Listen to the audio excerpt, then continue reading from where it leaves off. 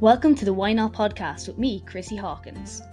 In a world where everybody asks you why, I'm here to ask why not. So sit back and relax or walk and listen and join me on this journey as we try to answer this never-ending question. What makes people say, why not? Hi guys, welcome back to Why Not. So I have been missing MIA for 2 weeks, partially because I was due a week off anyway, and then partially because I was sick. You can probably still hear it in my voice a little bit. I have hit the never-ending cough phase of being sick. And normally with me, I get a cold, it's gone pretty quickly, but a cough hangs around for a couple of weeks because of what I do. I'm constantly talking and yelling and all that jazz. But this time, actually, I got a bad dose. God knows what it was, but it just hung around for a long time, and I only really started to come off the back of it last week. So now I'm into the never-ending cough phase, and this will show you. I don't know if anyone who knows me will notice, but this show you how bad it was. Was that I stopped training for like nearly 2 weeks, and that is something that I never do. I try to push through as much as I want, and I actually was like, no, my body will not, there's no good going to come out of this. I couldn't run, I couldn't lift weights, and I only really started back at that last Wednesday. And that kind of goes back to the thing I was saying before about listening to your body. And when you know, I suppose you know. And in this case, I had to listen to my body and had to accept that I could not train, which was very difficult for me.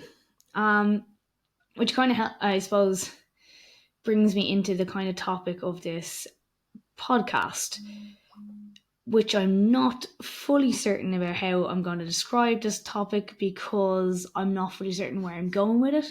So the podcast could be a little bit all over the place. I'm sorry if it is. Hopefully it makes sense. In my head, I've just kind of vague idea, and I tried to put it down on paper to structure it more, and it wasn't happening. So I was just gonna basically put the mic on and talk. And basically, I want to structure it a little bit around mental health, which is something that I have always struggled with. And it's only something that I have really admitted in the last year. And, you know, basically, up until I basically ran away from it and pushed it down up until I couldn't anymore. And it's still very hard to talk about. It's not something I'm coming for a pity party. I hate when people try to give me sympathy. But basically, at the end of last year, start of this year, my mental health, I'd say took a nosedive, but it was, I think, steadily going down, and I was sinking, and I didn't want to deal with it for so long that eventually I had no choice but to deal with it. And it really culminated in some very dark times for me. I wrote an article on this in Equitas to go into more detail, but yeah, I was in a very, very bad place. And yeah, you can check out the article on Equitas. I find it hard to speak about, as I said. Um, and from that, it forced me to finally go to therapy. And I was always one of those people who was like, I don't need therapy. Therapy is like for people who are like have actual problems. Like that's one thing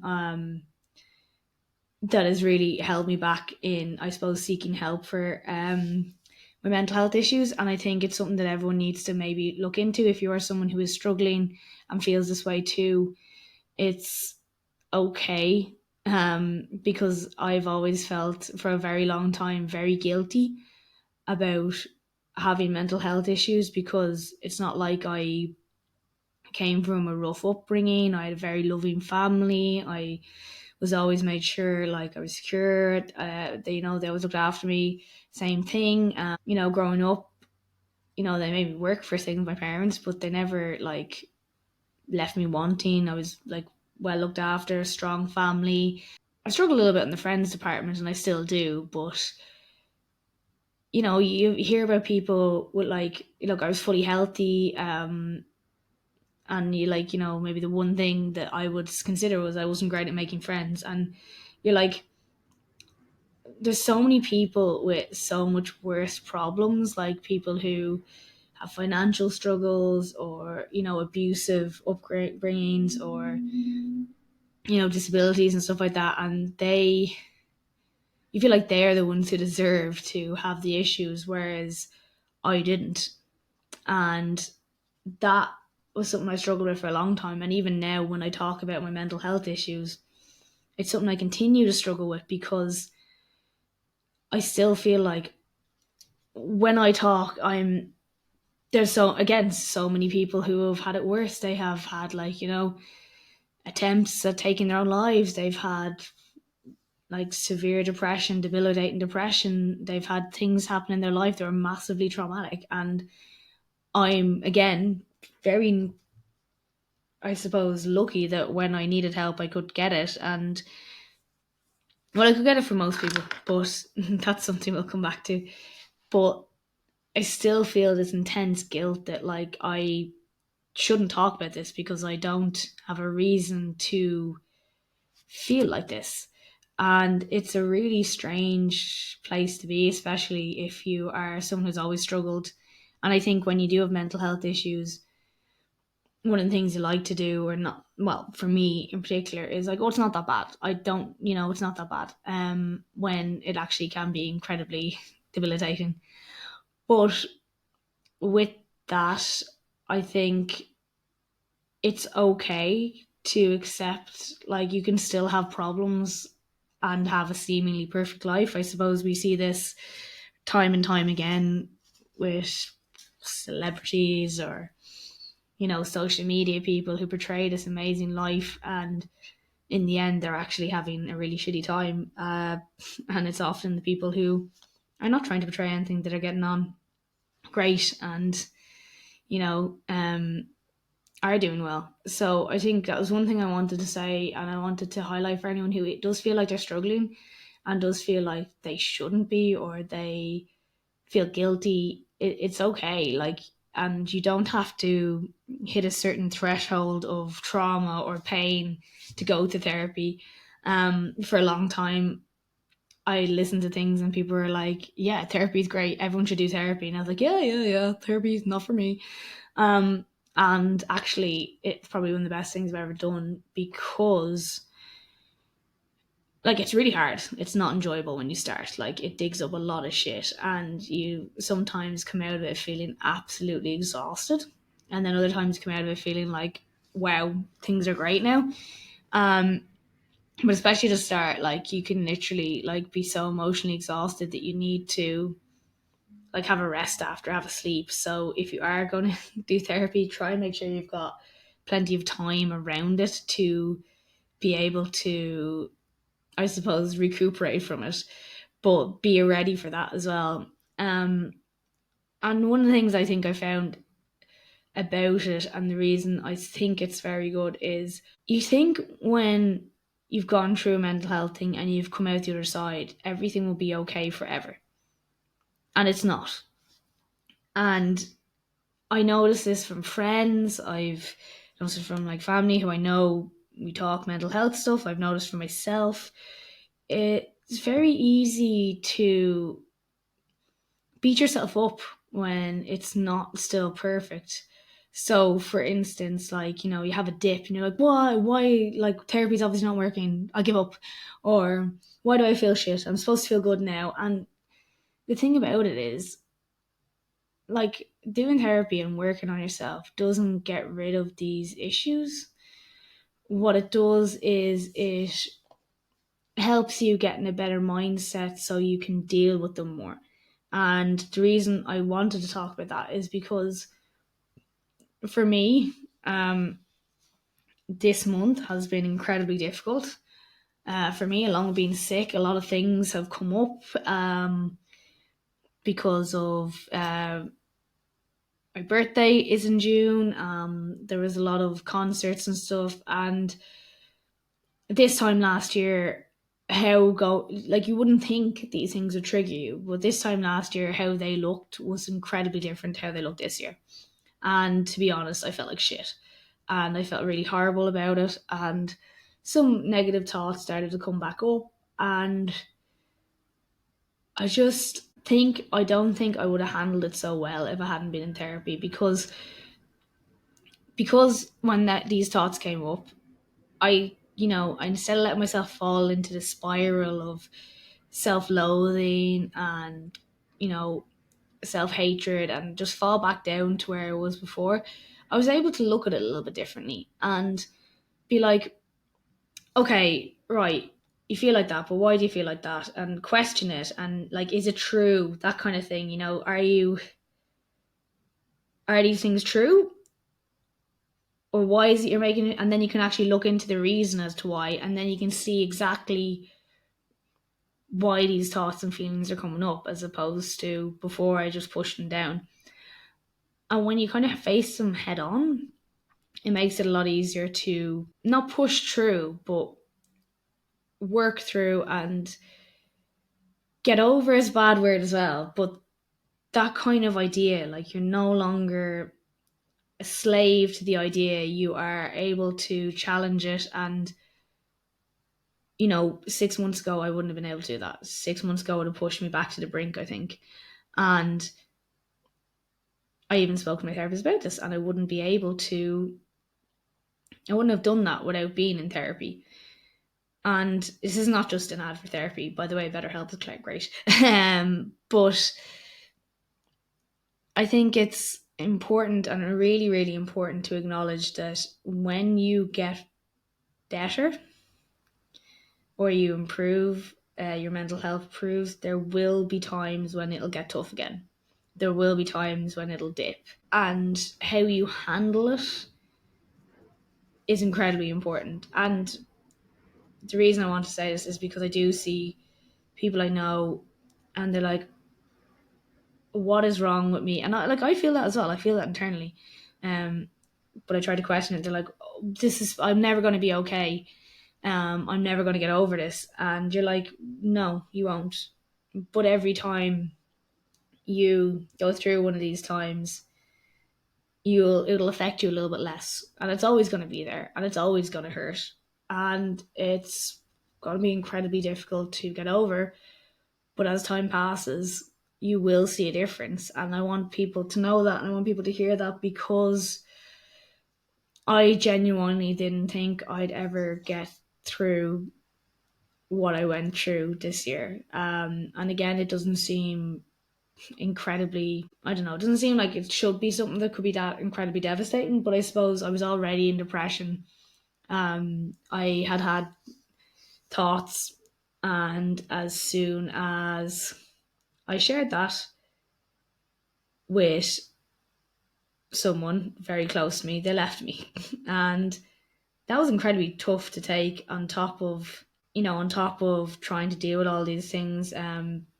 And I'm not saying that's the reason they left, but you know, it's hard to think it's otherwise. But there was other issues in that relationship, and it's not something I want to hugely dig into, because I'm not here to start an argument.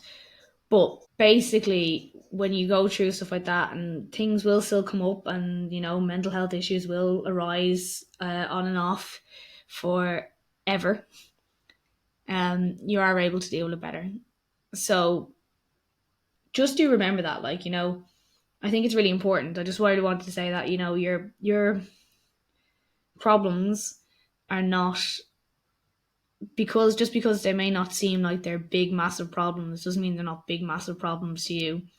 And opening up to a friend, or going to therapy or counseling or something like that, can really make a huge difference.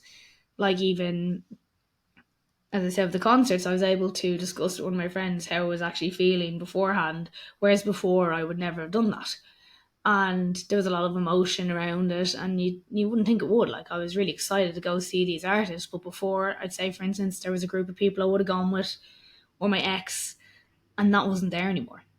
And I felt like a burden asking people when no one gave a shit. So one of the things about it was, I was able to say to my friend and just say, look, I feel a bit bad. And they obviously reassured me and said, that's grand, you're fine, we don't care if you're coming or not.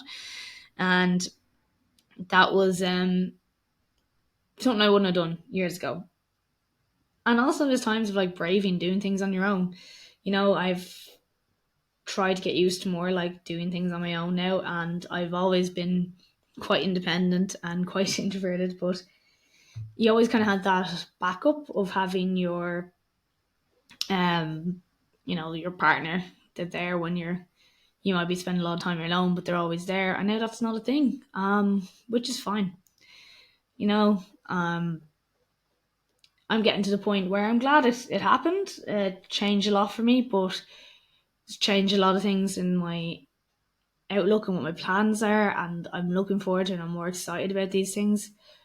And, you know, these things take time to process. And it is that horrible rejection feeling. And that's something I've struggled with my whole life and it's still there. But, you know, eventually you'll start to move through it and be like, well, it's not my fault.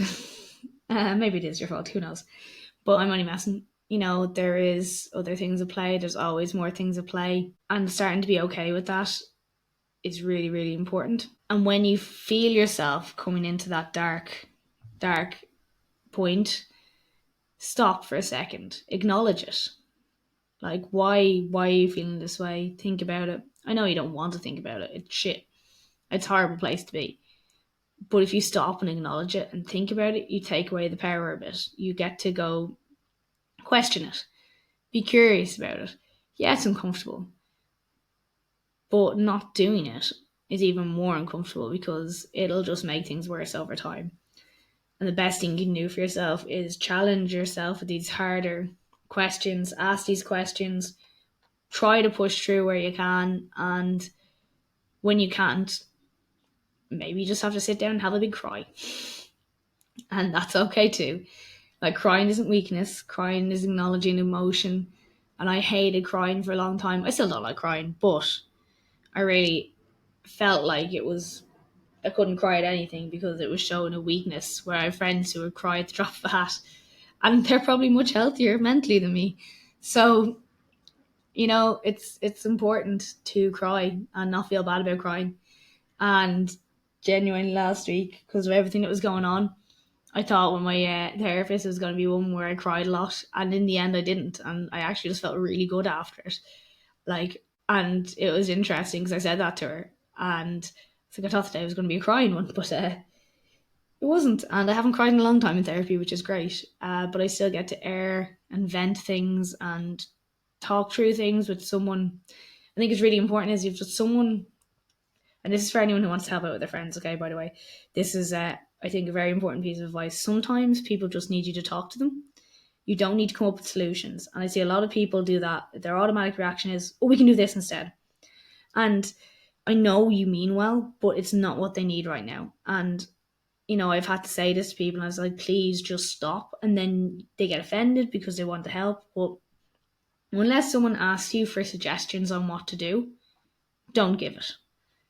Because it can actually be less helpful than anything. Um, you can ask them, do you want me to give my advice here? And if they say yes, yes. But if not, please don't. Just let them vent, let them listen. You are helping by not doing it, by not doing anything. Talking things through with people can really just help them get through. And sometimes just having someone say, yeah, that's actually really fucking shit, is the best they can do, best help anyone can have. It's just my advice for someone who has people who, and I mean, they mean well. I'm not throwing it back, but I've had this, and many a time I've just been like, please just stop. We don't need to do anything. Can people just? And it becomes, when you're in that position, it becomes so overwhelming because you're already overwhelmed, and then they're like, let's try this, this, and this, and I'm like, please, no, just leave me be. Let me relax. Let me figure this out. And that can be so, so important for people. So I just do want to say that to anyone who sees a friend struggling and really wants help. Sometimes not all you can do, all you should do is just listen. It's just really, really important. Listen and don't give judgment either. Try to hide those facial expressions because that can really stop people from sharing and make them feel worse about themselves. And the last thing you want is someone who is feeling depressed to do is feel worse about themselves. Not that you mean to, not that you want to, but we just need to, like, when you are dealing with someone in a lot of emotional turmoil, you need to learn to temper your own emotions and just, as I said, only ask if they want help, or if they want your input, and if they don't, that's okay too. And I think with that, we are in July, so June's behind me. Things can only get better, right? I'm only messing. They can't get worse. No, look, I'm saying this is a joke, all in lighthearted. I want to finish things on a lighthearted note. Just want to remind people you're doing great, okay? You might not feel like it, but keep going. You are doing amazing. People love you, people care about you, and everyone around you wants the best for you. And if they don't want the best for you, tell them to go fuck themselves and never hang out with them again. No matter how long you've known them or what the ties are. You want to keep people who want the best for you around you, and that's the most important thing for anybody in the world. With that, I do want to say, if you ever are struggling and you feel like you need to talk to someone, please feel free to talk to me. I've gone through, as I said, a fair bit. Felt like I didn't deserve to be going through it in comparison to other people. And important that I want people to know that even if you don't feel like you should be, and you do need someone to talk to, do reach out. It is so important. Mental health levels are all over the place at the moment. Suicide levels are just crazy. So let's try and stop as many people as possible from doing that. The best way to do it is to get talking and reach out, and don't isolate yourself. And even if you feel awkward and a burden, you're actually not. People are delighted to hear from you, and they're happy to hear from you. And I know I just said delighted and happy in the same sentence, but you are not a burden. You're not a problem. People care about you and they want the best for you. With that, I'm going to leave this episode. As I said, I am contactable. If you want to find me, you will find me best on Instagram at @strongthesaddle with an underscore. I'm also on TikTok at @strongthesaddle without an underscore. And my website is www.chrissyhawkins.com. I have an email address, which is chrissyhfit@gmail.com. So all of them contactable. If you need someone to talk to, feel free to reach out to me. It's not just a post on fitness today. It's genuinely, if this helps one person, I would be really, really happy. And if it helps someone I know even feel a bit better about how they've been feeling, be even happier. Actually, it doesn't matter if I know them. I'll be just really, really happy that if it helps someone. And I hope this episode wasn't too all over the place and too much of a mess, but important topic to try and cover. Hard to get it out of my head in a structured one, but I hope everyone has a great week and they enjoyed this episode, and I will talk to you again soon. I really do appreciate everybody who listens to this podcast. So if you please could help me with the algorithm and leave a review on Apple Podcasts or Spotify. And even, if you want to reach out and suggest topics for me, I'd be delighted to hear from you. Drop me a DM on Instagram or TikTok. And thanks again for listening.